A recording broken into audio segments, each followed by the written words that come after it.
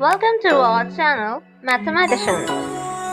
Assalamu alaikum students. Here we are with the second part of multiplication of algebraic expressions, but with the trickiest questions.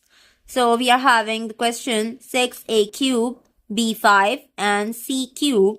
C cube has a power of 2 again.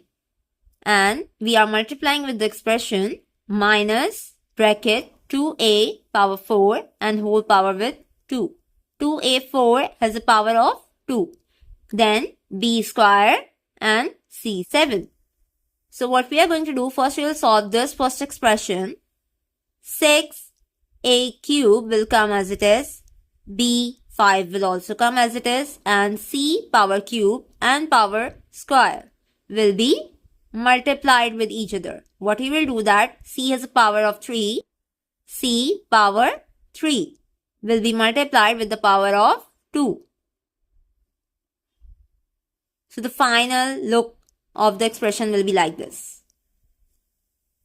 Then we are moving to the second expression. Minus will come as it is. 2 will be multiplied twice. 2 will be multiplied twice. And a power 4 multiply with the power 2. So here b square and c7 will come as it is. Now we'll solve it further. 6a cube, b5 and c power 6 because 3 2s is 6. Then we are having minus 2 2s are 4, 4a, 4 2s are 8, 4 power 8, 4a power 8, b square and c7. Now we will just add the powers because here we are having the bases are same.